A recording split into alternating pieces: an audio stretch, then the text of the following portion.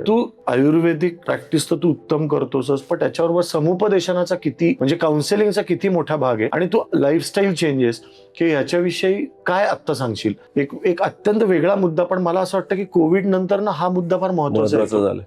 मी माझ्या प्रत्येक भाषणात एक वाक्य बोलतो की आता सगळ्यात जास्त जे किलर डिसिजेस आहेत, पहिले 3 हृदयविकार, मधुमेह आणि कॅन्सर, हे तिन्ही आजार आतल्या आत तयार होत आहेत. आता ते आतल्या आत तयार का व्हायला लागले? म्हणजे आपण काय कुठं आभाळातून पडत नाही आहोत, आपण काय जमिनीतच उगवलेलं खातोय, आभाळातून पडलेलं पितोय.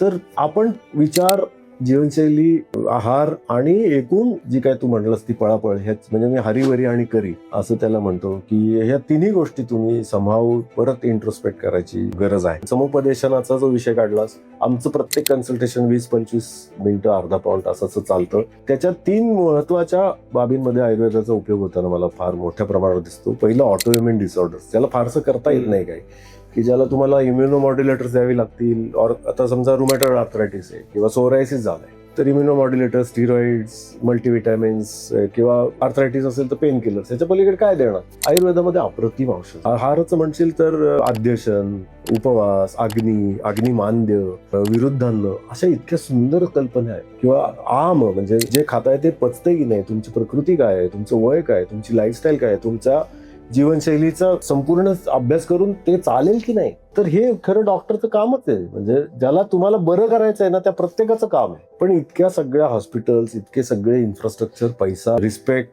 सगळे पेशंट जात आहेत आणि आजार मात्र वाढतच चाललेत, मॉर्टॅलिटीज मात्र वाढतच चालले. पहिली गोष्ट म्हणजे ऑटोइम्युन डिसऑर्डर, दुसरं म्हणजे डिजेनरेटिव्ह पॅथॉलॉजीज, तिसरं म्हणजे इन्फर्टिलिटी. आत्ताच्या गेल्या 20 वर्षामध्ये ज्या वेगाने इन्फर्टिलिटी वाढत चालली आहे आणि त्याच्याशी अनुषंगाने शारीरिक, मानसिक जे आजार, त्रास वाढत चालले, ते भयंकर अवघड आहे आणि त्याच्यात तुम्ही आयुर्वेदाची मदत घ्यावीच लागेल.